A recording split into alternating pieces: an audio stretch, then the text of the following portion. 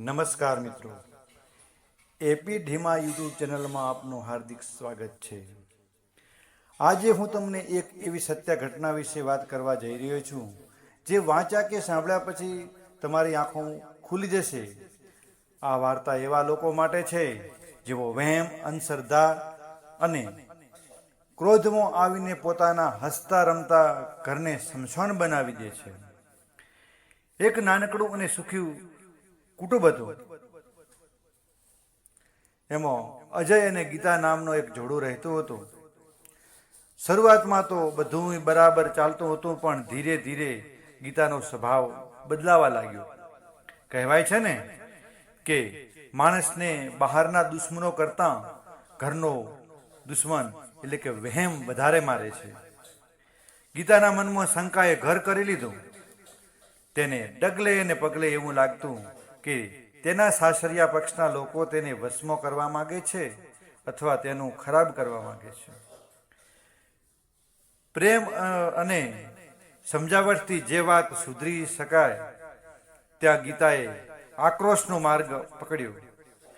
સાસુ સસરા સાથે નાની નાની વાતમાં ઝઘડા કરવા, તેમને અપશબ્દો બોલવા અને આખા ઘરમાં કલેશનું વાતાવરણ ઊભું કરવું એ ગીતાનો રોજનો સ્વભાવ બની ગયો હતો।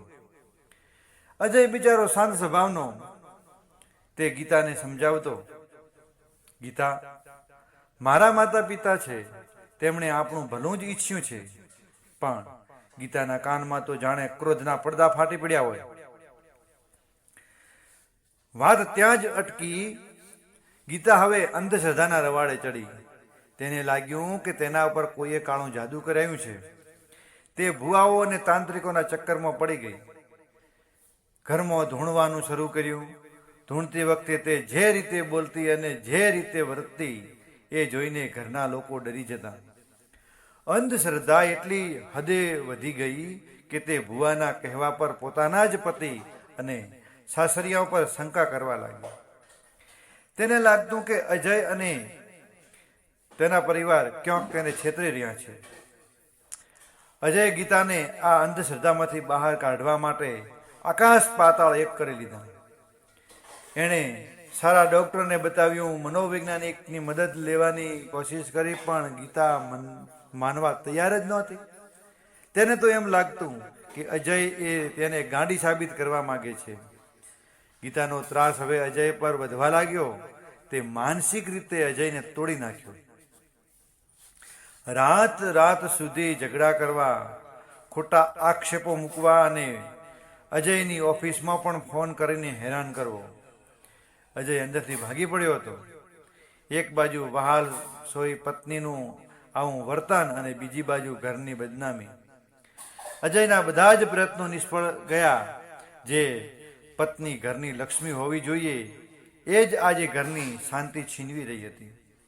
આ માનસિક ત્રાસ, આ અવિશ્વાસ અને સતત થતા અપમાનને અજયના હૃદય પર એટલો ઊંડો આઘાત લાગ્યો કે એક દિવસ અચાનક એને હાર્ટ એટેક આવવાથી અજયનું અવસાન થઈ ગયું। ગામમાં હોપો પડી ગયો। એક હસતો ખેલતો જુવાન પત્નીના માનસિક ત્રાસને કારણે દુનિયા છોડી ગયો। અજયના ગયા પછી ગીતા એકલી પડી ગઈ। હવે ન તો પેલો ભૂવો એની મદદે આવ્યો, ન તો એની શંકાએ તેને કંઈ આપ્યું। ગીતાને પછતાવો છે કે નહીં એ તો રામ જાણે, કારણ કે હજુ પણ તે પોતાની ભૂલ સ્વીકારવાને બદલે નસીબને અને બીજાને દોષ દેતી ફરે છે।